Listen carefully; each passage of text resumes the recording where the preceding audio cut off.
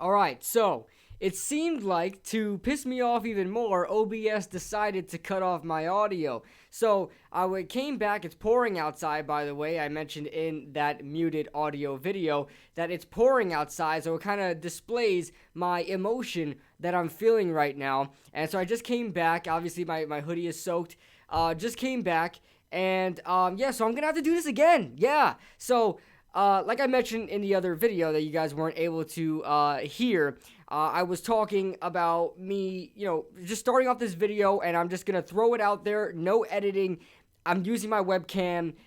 This team is not worth me going up and putting up my camera, filming on my camera, and then exporting the video onto my computer, then taking the mic audio, then pairing that up together, then making the jump cuts, and then put the intro and the outro and the music, and not worth it. Not worth it. This team put out a terrible performance, so I'm not going to sit here and waste 2 hours of my time editing a video that I don't really want to make. This is the worst football team I've ever seen. Think about it. I've been on YouTube since 2014. The 2014 season when we drafted Odell Beckham Jr. And so you could kind of say I was in the off season of the 2014 season, so I was part of 2013 as well. So I've seen the 2013 season. We went 0-6, finished 7-9, happy ending. 2014, we draft Odell Beckham. He comes in fourth game of the season, something like that. Misses 4 games, comes back to fifth, whatever. We finish, I believe, 7-9, 6-10. Happier ending. I mean, kind of happy ending. We've seen 2015. We've seen 2016 wasn't too bad. 2017 was terrible. We didn't think 2017 would get any worse. This is worse. This here is worse. Quick disclaimer. I never thought this team would ever do anything this season. I wasn't one of those fans.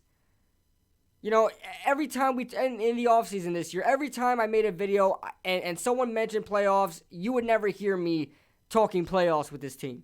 Ever. I never talked playoffs.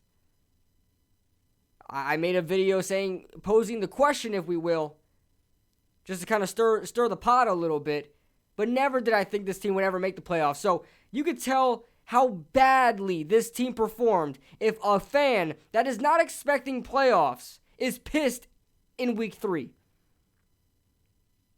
We're 0-3, obviously. This team managed to put up a whopping total of 38 points in 3 weeks. Second lowest in the NFL. And I don't know how that's possible, but the Jets did it. The Jets are, I believe, are like 37 right now. Something like that. 36, 37. The 2 worst teams in the NFL happen to play for New York in New Jersey. The New York Giants scored 38 points by week 3. Let's compare it. San Francisco put up 36 points against us in 1 day. 1 week. They've just about outscored us in 1 week than we did in 3. Pitiful. I am not confident in us scoring points. I literally have been going to the past 2 weeks because I had no expectations in Pittsburgh because we didn't know what was going to happen this season. But these past 2 weeks against the Bears and the Niners, I absolutely had no positive feeling of us scoring points. It would have to take a miracle for us to move downfield. I'm not expecting more than a 5-yard run on offense. That's sad. That is sad to see. How I always going into every single drive, calling the plays, and I don't expect anything of it. These past years, even 2017, we were able to put up points. That wasn't the issue. The issue was finishing the games. You guys remember 2015, that year where we blew all those leads. We were still putting up points. This team can't even do that with a good defense. This defense is good. It's not great, but damn, it came in 4th ranked in the NFL this season. It came into this game 4th ranked in the NFL, 2nd against the pass, 24th against the run. And the numbers are skewed against the run because in the 4th quarter every week, that's when they're really giving up yards. Call it garbage time, I guess. So with a good defense, the offense is garbage. But in years like 2015, where the defense sucks, the offense is great. We can never have it both ways. 2016, we were scoring, 18 points a game? 2016, we had a phenomenal defense, the NYPD. I'm pissed off, man.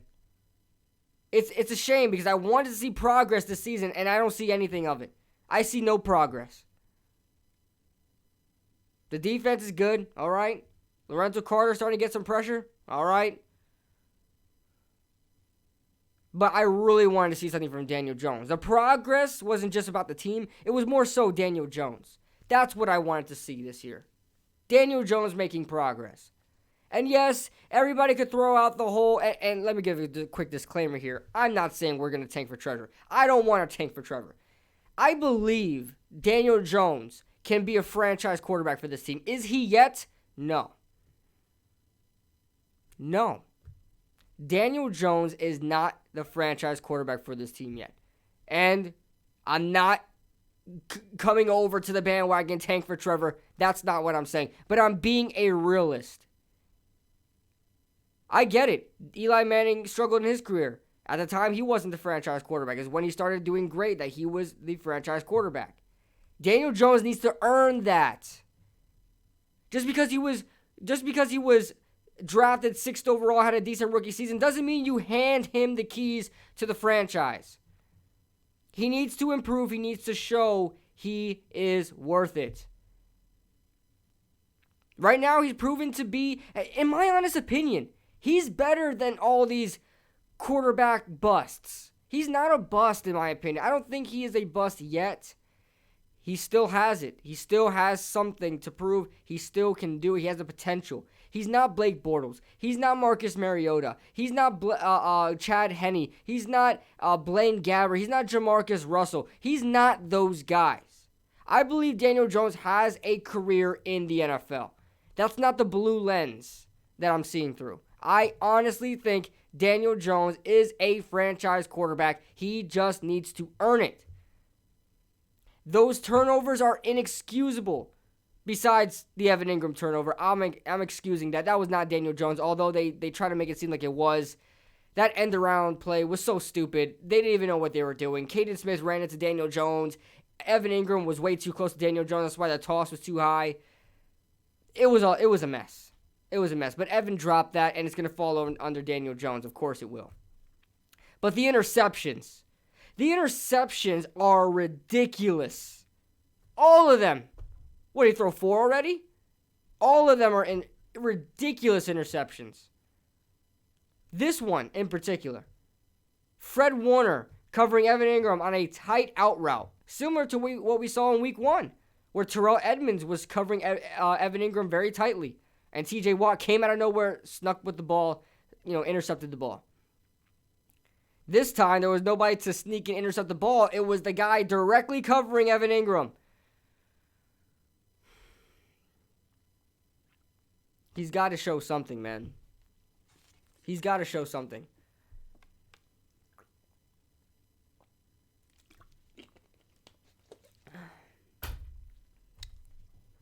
I have no confidence in this team. I have none. No confidence in this team whatsoever. This team is garbage. Garbage. Worse than 2013. Worse than 2017. Worse than 2018, 2019. You name it. This team is garbage. Through 3 weeks of the season, we can't get past 16 points? Crying out loud. I get we're facing good defenses. The 49ers defense matches up exactly well with our defense. 49ers defense was actually doing worse than the Giants defense this year. Picture that.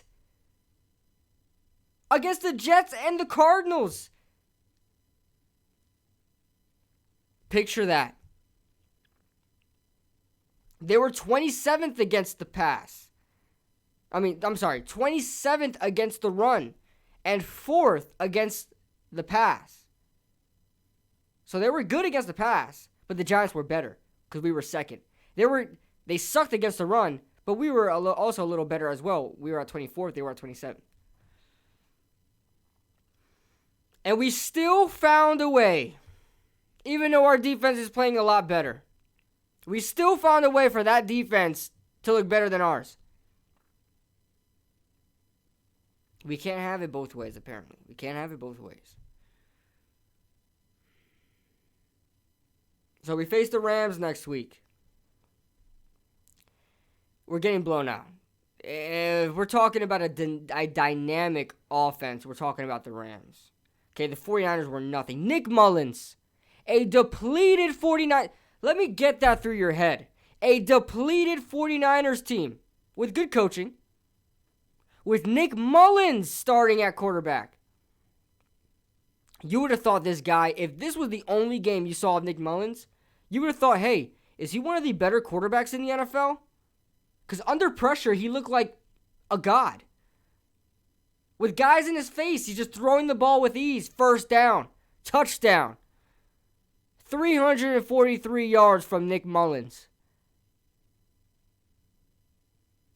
I didn't even think Jimmy Garoppolo was capable of doing that, let alone Nick Mullins.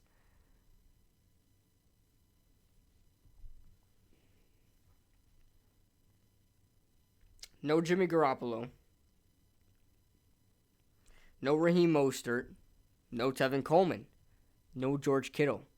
No clear number one wide receiver on that roster. Besides Ayuk, a rookie, pulling all the weight.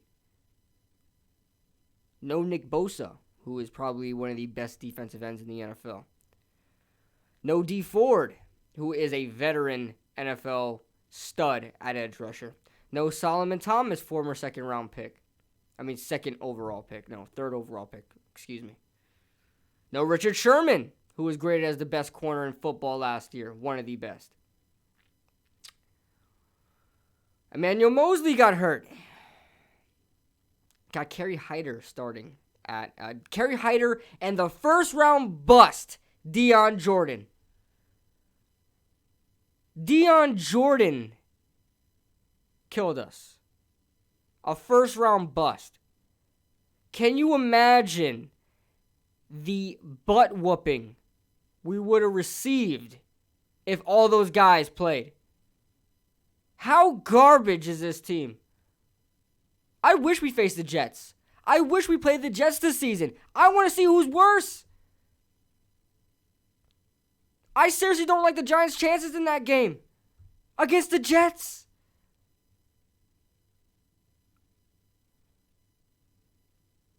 We're the worst team in football.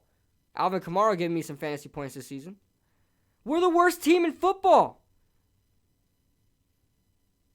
The Jets are a close competition, but I swear if we play the Jets, we're going to lose. My God. I swear if we play the Jets, we're going to lose.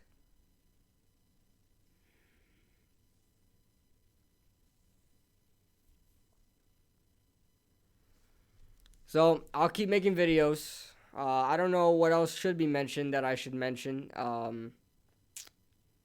That I mentioned in the other video. Pretty much mentioned everything. We weren't able to guard the middle at all. After Jabril Peppers left, it was like, golly. Logan Ryan just flipped the switch, and ever since Jabril Peppers left, Logan Ryan just didn't know how to play football, apparently. James Bradbury was consistently inconsistent, although he's one of the best corners in the NFL this season. Just in the fourth quarter, he disappears. So, Darius Slayton, perfect. That's exactly what I wanted to mention. Darius Slayton. I can't believe I mentioned this too late in the video. I'm tired of it. I love Darius Slayton, but you guys are making me not like Darius Slayton anymore. You guys are making me not like Darius Slayton anymore. He is not a number one wide receiver. Where was he today? Where was he in Chicago? He was there, taking snaps. You saw him. He wasn't getting open. He's not a number one wide receiver. You guys got on Odell for that. That in crucial moments, in key moments, that he wouldn't show up.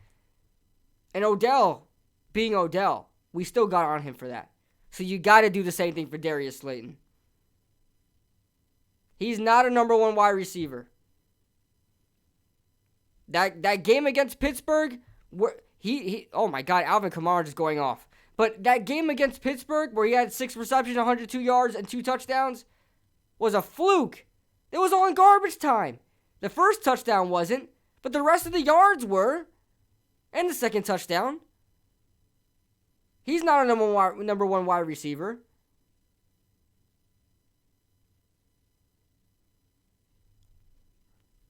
I'll save that for another video. But, rant over. I'm sorry that the other one didn't have audio in it. I hope you guys stuck to the end for this one. I'm done with this rant. And, freaking woo.